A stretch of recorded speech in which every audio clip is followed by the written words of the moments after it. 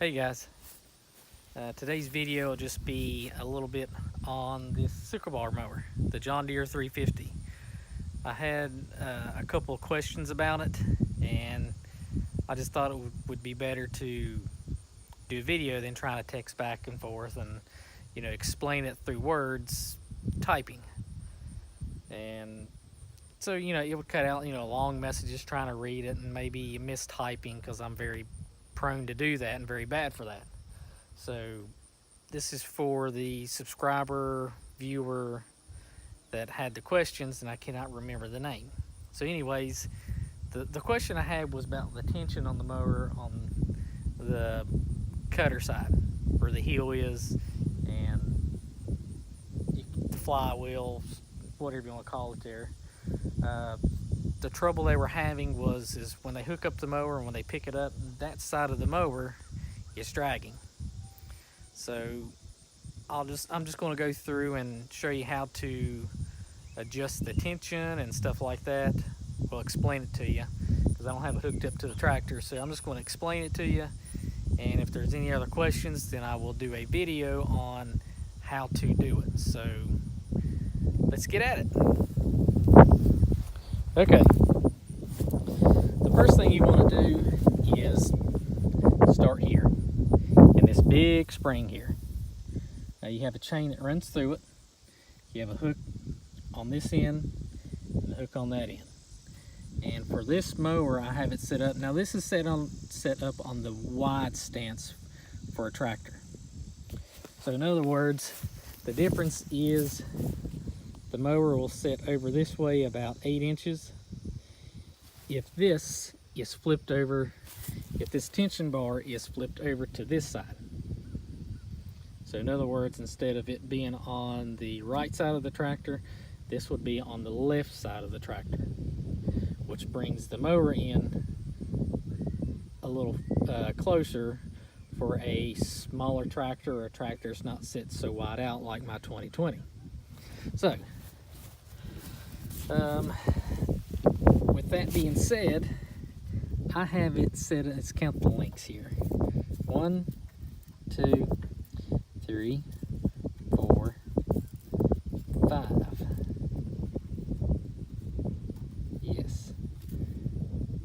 It's in the 5th link there on the heel side of the mower. And on this, it is to the bolt that's in it there to hold the chain. There is, let's see, 1, 2, 3, 4. 4th link. Okay, and looks like there's 1, 2, 3. Yeah, there's 4th link. Okay. Oh, sorry. Let me count that again. Let's get close so you can see it. 1, 2, 3, yeah, 4. The 4th link. Okay.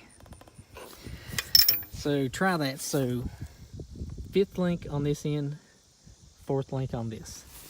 And if that's not enough or too much, or it's just not set up right to your liking, then there's also adjustment here on this eye bolt with the chain. Now I have it in the bottom right hole, and 1, 2, 3, 4, 5, 6, 7, 8, 9. The 9th link there on that. And also sometimes, like on my 2020, this here's the way my 2020 is set up, I have to hook the pin up like so. So on the drawbar. And the reason I do that is when the mower is set all the way down, if the pin is up like this on top of the drawbar, it will set in on this PTO shaft and potentially bend it if it is in the right position, because the drawbar is supposed to be able to slide over wherever it needs to if need be. So usually what I do is just let it rest in here. If you let it rest over too far, then that pin, when you go to set it down, it gets bound up here and can cause you problems. So it's best just turn it upside down and have it like that. Works better for me. Now on another tractor, on a 2040, it works better like this, just because it's a different tractor and it's set on the narrow side, so this here is over here, so it works better like that. So you're just going to have to mess around with it a little bit. When I first bought this mower, it took me like a couple hours just to fine-tune it for my likings and how I liked how it worked in the hayfield, to, you know, from flipping the hay up off the cutter bar here to the way it carries going out through the field, with how it floats and how the spring works. So, you know, it'll take a little time to tune it, to get a fine tune on it. But as far as it dragging the ground, right there is going to be your main problem. Is it's probably doesn't have enough slack inside the spring, the chains, or it could even be in this bolt here with the let's see, is that all by itself or not? Yes, it is. It's okay. So scratch what I just said about that. So it's going to be in this, in this. So anyways, I hope that helps. If it doesn't, we'll do this video again, and I'll hook it up on a tractor and, you know, do it step by step, and that way everything is clear as mud, because I know sometimes I can derail the subject and go off on another tangent or whatever. So anyways, hope this helps, you know, to get on a different subject again. Today is a beautiful day. It's Wednesday, and it feels like a September day to me, because the air is just a little bit chilly and the sun is still got some really good strength.